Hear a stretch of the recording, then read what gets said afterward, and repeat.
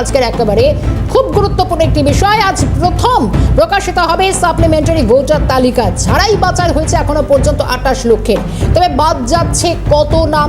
Supplementary list কেমন হবে? দুটি কলমে থাকবে তালিকা, অ্যাডিশন, ডিলিশন। ওয়েবসাইটে মিলবে সাপ্লিমেন্টারি তালিকা। 28 লক্ষের পরে বিচারাধীন থাকবে 32 লক্ষ নাম। নাম প্রকাশের আগে জেলায় জেলা করে নিরাপত্তার কথা গতকালই জানিয়েছে কমিশন। কলকাতাতে পুলিশ কমিশনের জরুরি বৈঠকও করেন। খুব গুরুত্বপূর্ণ বিষয় আজকে হতে চলেছে, তার কারণ আজ প্রথম সাপ্লিমেন্টারি তালিকা প্রকাশ এবং গত কয়েকদিন ধরে একটা জল্পনা কাজ করছিল যে কবে হবে প্রথম সাপ্লিমেন্টারি তালিকা প্রকাশ। যদিও সাপ্লিমেন্টারি তালিকা প্রকাশের আগে ভোটের দিনক্ষণও ঘোষণা হয়ে গিয়েছে এবং সাপ্লিমেন্টারি তালিকায় নাম থাকবে কিভাবে, আপনি জানবেন কিভাবে, সবটাই ওয়েবসাইটের মাধ্যমে।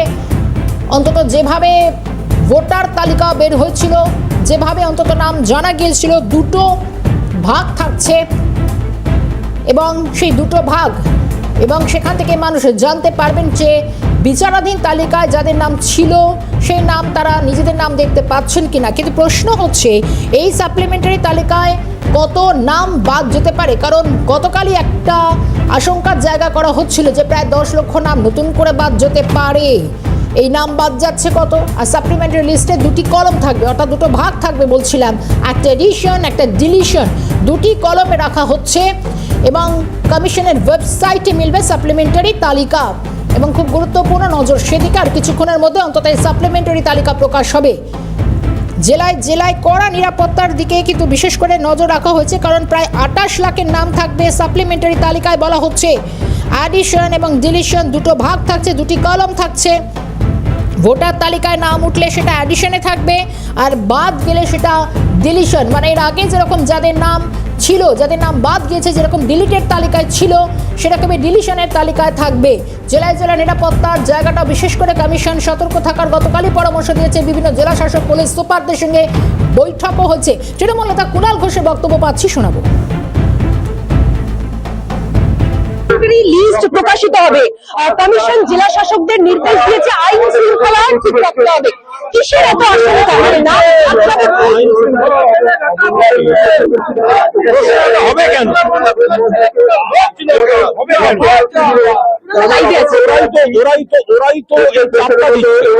ওরাই তো অশান্তিটা করছে, জেনুইন ভোটারদের বাদ দিচ্ছে, ফলে মানুষকে প্রভোগ করছে, প্ররোচনা দিচ্ছে, অবিচার করছে, ক্ষুব্ধ করে তুলছে, তারপরে বলছে যেন আইন শৃঙ্খলা ঠিক থাকে। ওদের তো গন্ডগোল করার জন্য ব্যবহার করছে বিজেপি। কে এই নির্বাচন কমিশন? ওটা তো বিজেপির পার্টি অফিস, বিজেপির দালাল, বিজেপির এজেন্ট। এমন কি থাকতে পারে যার জন্য আইন শৃঙ্খলার অবনতি হতে পারে? চক্রান্ত আছে। সাপ্লিমেন্টারি লিস্ট বের হচ্ছে আজকে প্রথম যে তালিকা, কারণ আরও একটি শুক্রবার বেরোতে পারে, অর্থাৎ দুটি ভাগে এই সাপ্লিমেন্টারি তালিকা প্রকাশ হবে। আজ প্রথম সাপ্লিমেন্টারিতে ভোটার তালিকা প্রকাশ হবে। শোভনদেব চট্টোপাধ্যায় তিনি প্রচার থেকে বেরিয়েছিলেন, তারপর কি জানিয়েছেন শুনবো। যা নির্দেশ অলরেডি বিজেপি যেভাবে ইলেকশন করছে এটা কোনোদিন পশ্চিমবাংলায় হয়নি। এদের রাষ্ট্রপতি শাসন করে ইলেকশন চলছে, অতএব যা করার করুক, মানুষ তার রায় দিয়ে দেবে। কেন করছে সে তো সে বলতে পারবে কেন করছে, আমরা জানি না কেন করছে। ইলেকশন কমিশন যা করলো, এসআইআর যা করলো, এটা ভূভারতে কোথাও হয়নি। এখানে একদম মোটিভেটেড হয়েছে বিজেপিকে জেতাবার জন্য করছে, সে স্বপ্ন সফল হবে না। মমতাই জিতবে আমার। এবং সিপিএম প্রার্থী বিকাশ রঞ্জন ভট্টাচার্য তিনি বাকি জানাচ্ছেন, শুনবো। নীতি তৈরি করার কারণ হচ্ছে সাধারণ ভোটাররা যাতে ভোট দিতে না যেতে পারেন, সেটাই, আর কিছু না। কি মনে হচ্ছে যে বহু নাম বাদ যেতে পারে? বিকাশ নাম বাদ দেওয়ার একটা পরিকল্পনা আছে, প্রান্তিক মানুষের নাম, সেটা বাদ গেলে লড়াই চলবে। মঙ্গলবার দিন সুপ্রিম কোর্টে মামলা আছে, আমি যাচ্ছি, এবং সাধারণ ভোটারদের নাম বাদ দিলেই তার বিরুদ্ধে লড়াই চলবে। সিপিএম নেতা সুজন চক্রবর্তীর বক্তব্য।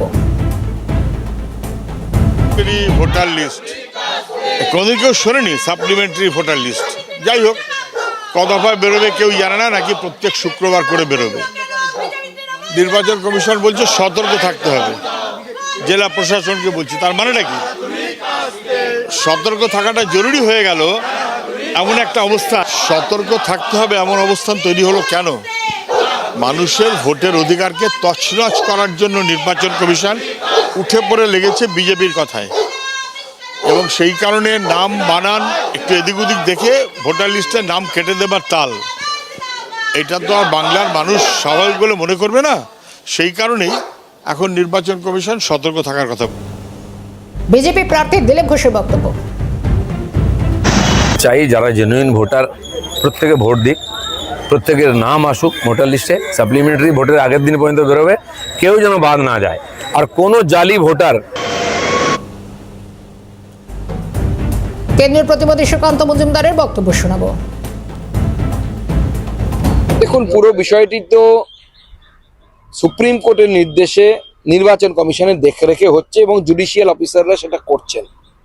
তো স্বাভাবিকভাবে যা হচ্ছে কোর্টের মাধ্যমে হচ্ছে। কারো যদি পছন্দ না হয় সেক্ষেত্রে উচ্চ আদালতে গিয়ে সেটা চ্যালেঞ্জ করতে পারেন।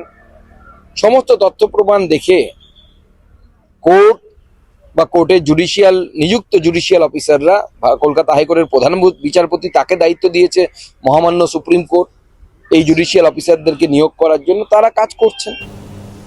একের পর এক রাজনৈতিক মহল থেকে বিভিন্ন প্রতিক্রিয়া। সাপ্লিমেন্টারি তালিকা প্রথম সেটা প্রকাশ হতে চলেছে। আজ বিকেলে সাপ্লিমেন্টারি তালিকা প্রকাশ হচ্ছে। আমরা একটু আলোচনার জন্য যাবো। জোরাওয়ার এই মুহূর্তে আমাদের সঙ্গে রয়েছেন রাজনৈতিক বিশ্লেষক রাজাগোপাল ধর চক্রবর্তী রয়েছেন আমাদের সঙ্গে। রাজাগোপাল বাবু, স্বাগত। এবং যে বিষয়টা খুব গুরুত্বপূর্ণ, আজকে একদিকে ভোটের নির্বাচনী প্রচার জোর কদমে চলছে, ভোটের দিনক্ষণও ঘোষণা হয়ে গিয়েছে এবং আজ বিকেলে প্রথম সাপ্লিমেন্টারি তালিকা, যেখানে কমিশন বলছে যে 28 লক্ষ নামের নিষ্পত্তি হয়েছে, এদিকে বিচারাধীন প্রায় 60 লক্ষ। প্রচুর নাম বাদ যেতে পারে। দুটি কলাম করা হয়েছে, ডেলিশন এবং অ্যাডিশন। কেমন হতে পারে সাপ্লিমেন্টারি তালিকা, কিভাবে ব্যাখ্যা করবেন? হ্যাঁ, সাপ্লিমেন্টারি লিস্ট তো আজকে বেরোচ্ছে এবং 60 লক্ষর মধ্যে 28 লক্ষ বেরোচ্ছে। এখন যাদের নাম থাকবে না তারা কি করবে আমি জানি না। তাদের যদি ডকুমেন্ট থাকে নিশ্চয়ই তাদের ট্রাইব্যুনালে যেতে পারে। ট্রাইব্যুনাল কিভাবে হবে, কোথায় যাবে, তার একটা লিস্ট রয়েছে। কিন্তু টেনশন না, যাদের নাম নেই অথচ ডকুমেন্ট আছে, সেটা কেন ঘটলো? এটা তো এই যে লিস্টটা তৈরি হচ্ছে, এটা তো পুরো বিচার প্রক্রিয়ার মধ্য দিয়ে সুপ্রিম কোর্টের নির্দেশে হাইকোর্ট করছে জুডিশিয়াল অফিসারদের। তারা তো সব কাগজপত্র দেখছে না, অন্য রাজ্য থেকেও এসেছেন, আমাদের দেশের আমাদের পশ্চিমবঙ্গের যারা বিচার ব্যবস্থার সঙ্গে জড়িত তারাও আছে। যদি নাম বাদ যায় তাহলে বুঝতে হবে যে কোথাও একটা এদের ডকুমেন্টে মারাত্মক ভুল ত্রুটি আছে। কেননা বিচার ব্যবস্থা তো কোনো রাজনৈতিক ফাঁদে পড়ার ব্যাপার নয়। এটা সরকারি ব্যবস্থা অভিযোগ করা যায়, সরকারের কেন্দ্র রাজ্য দুজনের সম্বন্ধে অভিযোগ করা যায়, এদের সঙ্গে রাজনীতিক যোগাযোগ আছে, কিন্তু বিচার ব্যবস্থার সঙ্গে তো অভিযোগ করা তো যাবে না। সুতরাং যে লিস্টটা বেরোচ্ছে সেটা যে রাজনৈতিক দোষে দুষ্ট এটাও বলা যাবে না, কিন্তু নানান কারণে ভুল ত্রুটি হতে পারে। যাদের নাম থাকবে না তাদেরও কিভাবে অ্যাপিল তারা করতে পারে, অ্যাপিলের প্রভিশন আমাদের আইনেই বলা আছে। সুতরাং অ্যাপিল তাদের অধিকার, সেই অধিকার অনুযায়ী কোথায় কি করবে কোর্ট বলে দিয়েছে। সুতরাং তাদের নাম নেই, তাদের তো স্বাভাবিকভাবেই একটা টেনশন থাকবে কি ভরে, এবং আবার ছোটাছুটি করা সেটা তো রয়েছেই। তো দেখুন, যাদের কোর্ট মনে করছে তাদের ডকুমেন্ট সঠিক দিতে পারেনি, তার উপরে তো বিশেষ কিছু বলার জায়গায় আমরা কেউ নেই না। কোর্টকেই সিদ্ধান্ত নিতে হবে। তো যদি ভুল করে থাকে কোর্টের নিজের সিদ্ধান্ত তো কোর্ট পাল্টায়। সুতরাং দেখা যাক কি হবে না হবে, কত লোক বাদ যায়, কত পার্সেন্ট, সেটা আমরা আজকের বিকেলেই সেটা স্পষ্ট হয়ে যাবে। বাবু, সেক্ষেত্রে দাঁড়িয়ে যেখানে নাম বাদ গেলে তো আপিল করা যাবে, যেটা কমিশন সূত্রে বলা হচ্ছে, সেক্ষেত্রে 19টা ট্রাইব্যুনাল গঠন করা হচ্ছে। নতুন করে যাদের নাম ডেলিশনের জায়গা থাকবে, তার নাম থাকবে না এই বিচারাধীনের মধ্যে, তারা নতুন করে আপিল করতে পারবেন। সেক্ষেত্রে সময়টা অনেকটা লেন্দি প্রসেস আরও হতে চলেছে বলে আশঙ্কা থাকতেই পারে। হ্যাঁ, দেখুন, সরকারি অফিসে যাওয়াই একটা দুশ্চিন্তা। কোথায় যেতে হবে, কি কোন ঘরে যেতে হবে, কিভাবে যেতে হবে, এগুলো নিয়ে মানুষের একটা দুশ্চিন্তা থাকে। তো ট্রাইব্যুনালও 19 জায়গায় গঠিত হয়েছে। সবাইয়ের বাড়ির কাছে তো ভোটার বুথটা আপনার বাড়ির কাছে, কিন্তু ট্রাইব্যুনাল তো বাড়ির কাছে নয়, সারা রাজ্যে 19টা আছে। তার অনেকগুলো অনেক দূরে দূরে আছে না, নানান লোকের বাড়ি থেকে। সেখানে তারা কি করে যাবে, এইসব প্রশ্ন নানানভাবে থেকে যাবে। সংশয় এটা নিঃসন্দেহে থাকবে। তবে এখন প্রশ্ন হচ্ছে, যেহেতু বুথ লেভেল অফিসাররা কাছে তারা তথ্য জমা দিয়েছেন, সঠিক তথ্য কেন দিতে পারেননি প্রশ্ন তো আসতেই পারে, হ্যাঁ। তাদের যে ধরনের তাদের সম্বন্ধে ডকুমেন্ট চাওয়া হয়েছে, সেগুলো তারা কেন দিতে পারেননি বা কি দিয়েছেন সেটা দেখা। এগুলো যদি সঠিক দিয়ে থাকেন দুশ্চিন্তার কারণ নেই, সঠিক যদি না থাকে, ভুল তথ্য দিয়ে থাকেন, তাহলে একটা তো আশঙ্কা থেকেই থাকবে যে এবারের ভোট তো প্রায় এগিয়ে এলো এবং ট্রাইব্যুনালে তো এখনই নিষ্পত্তি হয়নি, যে সমস্ত লজিক্যাল ডিসক্রিপেন্সি আছে, তো তারপরে আবার অ্যাপিল করা সে তো আরো সময় সাপেক্ষ, এবং যাদের বাদ গেছে মোটামুটি ভাবে খুব কম সংখ্যক মানুষের ফেরত আসতে পারবে বলেই আমার ধারণা। কারণ একটা মানে সরকারি ব্যবস্থায় এটা ঘটেনি, এটা লিগাল ব্যবস্থাতে, আইনি ব্যবস্থাতে, বিচার ব্যবস্থাতেই হয়েছে। তার ফলে আবার সেই ট্রাইব্যুনাল কিন্তু আবার সেই বিচার ব্যবস্থার মধ্য দিয়েই যেতে হবে, এবং সেটা আমি শুনেছি যে ইয়ে আছে অফিসিয়ালি, অনলাইনে ব্যবস্থা আছে, কিন্তু সবাই তো সে ধরনের আমাদের দেশে এখনো অনলাইন সবই হয়ে উঠতে পারিনি। তারপরে কিছু সমস্যা তো কিছু লোকে থাকবেই। বেশ, রাজগোপাল বাবু একটু সঙ্গে থাকুন, আমাদের সঙ্গে আমাদের প্রতিনিধি অভিরূপা হাজরাও রয়েছেন, কারণ এই মুহূর্তে দাঁড়িয়ে প্রথমে সাপ্লিমেন্টারি তালিকা প্রকাশ, শুধু তাই নয়, একটা আশঙ্কার জায়গা তৈরি হয়েছে। এই যে দুটি কলম করা হয়েছে এবং সেই দুটি কলমে মূলত একটা অ্যাডিশন যাদের নাম থাকবে, একটা ডিলিশন যাদের নাম বাদ যাবে। এখন এখানেই প্রশ্ন, আজ কত নাম বাদ যেতে পারে? একেবারে অভিরূপা আমাদের সঙ্গে রয়েছেন, অভিরূপার কাছে আমি যাবো এই জায়গাতে, সঙ্গে রাজগোপাল বাবু রয়েছেন। অভিরূপা, অনেকগুলো প্রশ্ন এই জায়গাতে, কারণ আজকে একটাই প্রশ্ন, কারণ দীর্ঘ একটা অপেক্ষা, যারা বিচারাধীন রয়েছেন যে কত নাম বাদ যাচ্ছে, কিন্তু বিষয় হচ্ছে অফলাইন অনলাইন কিভাবে এই তালিকা প্রকাশ হবে, দেখা যাবে, কি কি জানতে পারছো আপডেট?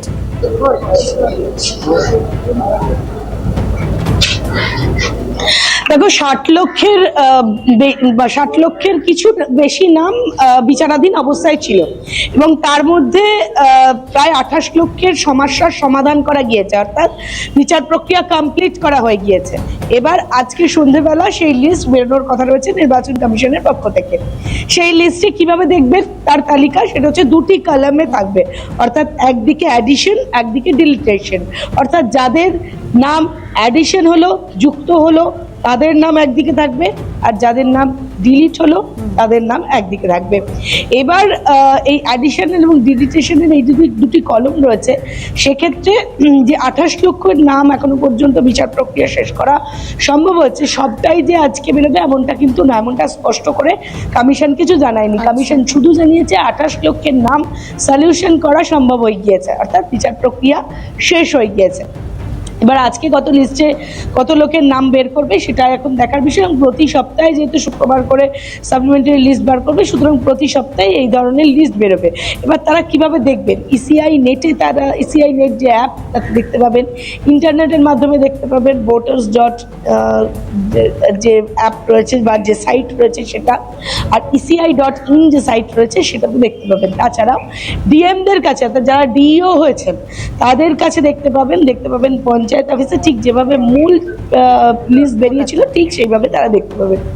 এবার যদি কোথাও সমস্যা হয়ে থাকে, অর্থাৎ এই কত নাম, যাদের নাম ডিলিট হলো, ডিলিটের পর্যায়ে যেসব নাম রইল, তাদের কাছে যদি বৈধ কাগজপত্র থাকে, তারা যদি মনে করে থাকেন তারা লিস্টের উপযুক্ত নাম তোলার জন্য, তাদের কাছে দুটি পথ খোলা রইল। এক হচ্ছে তারা ফের ট্রাইব্যুনালে আবেদন করতে পারে, 19টি ট্রাইব্যুনাল তৈরি হচ্ছে, সেখানে তারা আবেদন করতে পারবেন।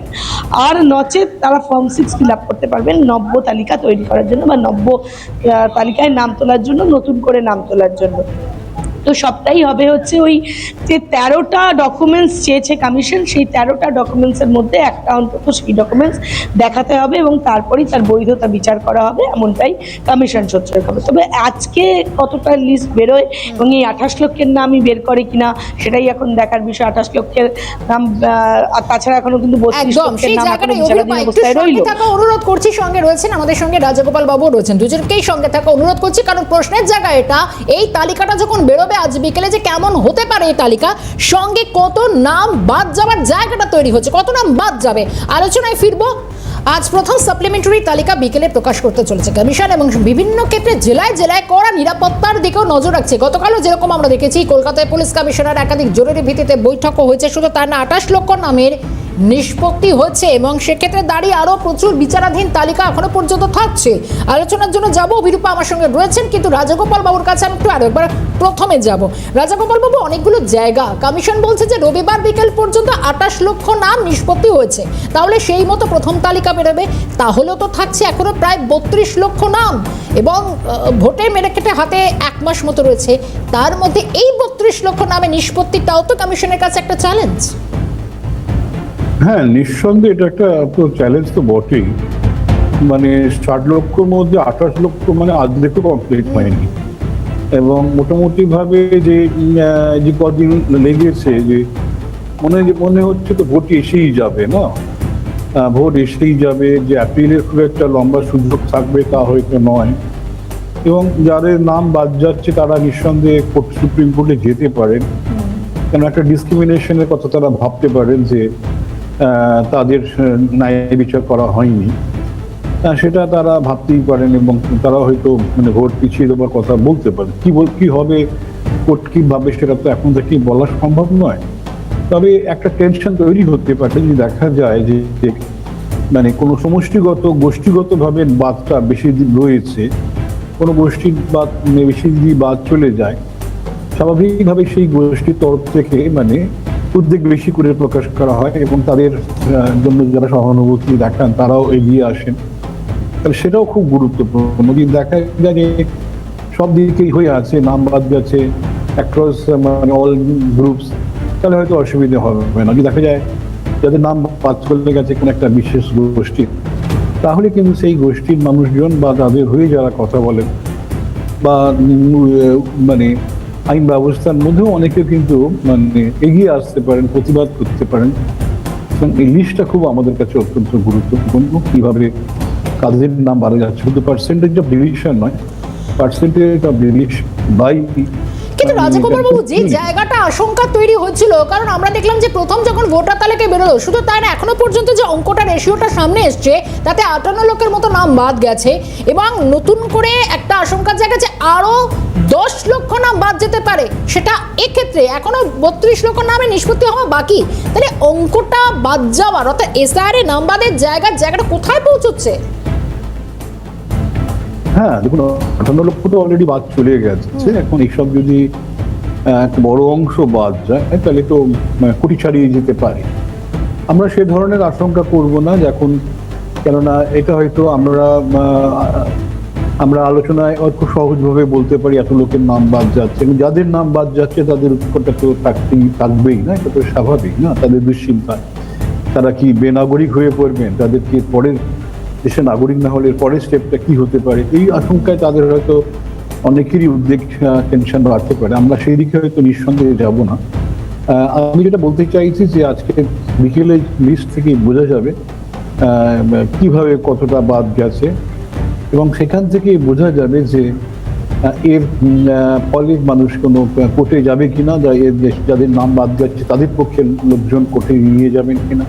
এবং ব্যাপক সংখ্যক মানুষ কিন্তু বাদ গেলে আবার কোর্টে যাওয়া, কোর্টকে বলা সময় দাও, কেন অ্যাপিল বা ট্রাইব্যুনালের বিশেষ সময় থাকছে না, সেটা কিন্তু হবার সম্ভাবনা রয়েছে।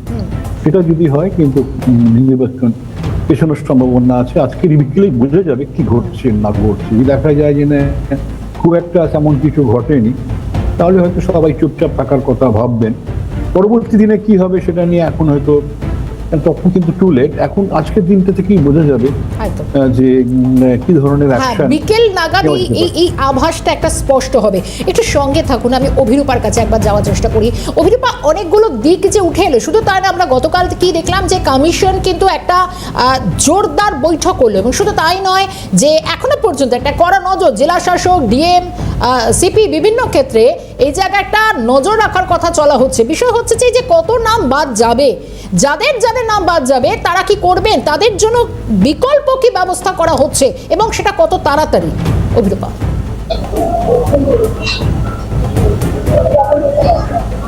দেখো কত নাম বাদ যাবে সেটা এখনো পর্যন্ত লিস্ট না বেরোলে পরিষ্কার হবে না। তবে 28 লক্ষের নাম এখনো পর্যন্ত সাজেশন করা সম্ভব হয়েছে। সেই 28 লক্ষের মধ্যে কত লক্ষের নাম বাদ যাবে বা আদৌ কত নাম বাদ যাবে সেটা এখনো স্পষ্ট করা যাচ্ছে না।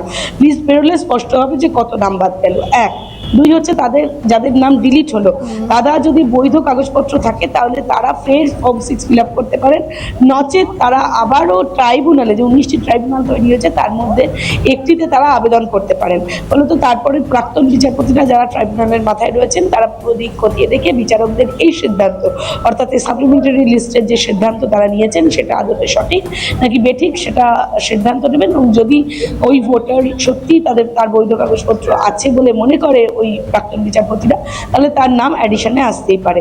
কিন্তু আপাতত যাদের নাম ডিলিট হচ্ছে তাদের দুটি পদ খোলা রইল, এক ফর্ম 6 ফিল আপ করা, আর দুই হচ্ছে ট্রাইব্যুনালে আবেদন করা।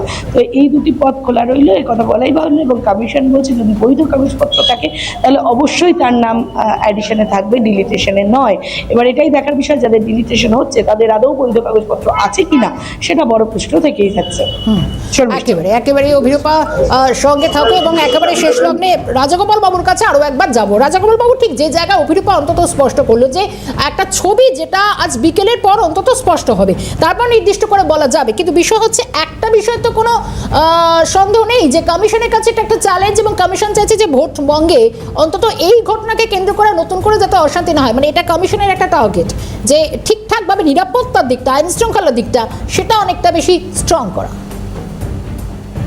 হ্যাঁ, সেটা তো ওই জন্যই তো কমিশন বোধহয় বলেছে যে ঈদের পরে নামটা বেরোবে, যাতে ঈদের অনুষ্ঠান যাতে কোনোভাবে বিঘ্নিত না হয় সেই লক্ষ্যটা তাদের মধ্যে ছিল। অর্থাৎ বোঝা যাচ্ছে যে সরকার যারা ঘোষণা তারাও ভাবছেন যে কমিউনিটি বেসিসের কিছু নাম হয়তো বিঘ্ন ঘটার সম্ভাবনা, নাম না থাকার সম্ভাবনা হয়তো রয়েছে, বা সেই জন্যই হয়তো এটা ঈদের পরে করতে চাইছেন, কেন সেই মানুষগুলো যাতে শান্তিতে তাদের উৎসব পালন করতে পারে।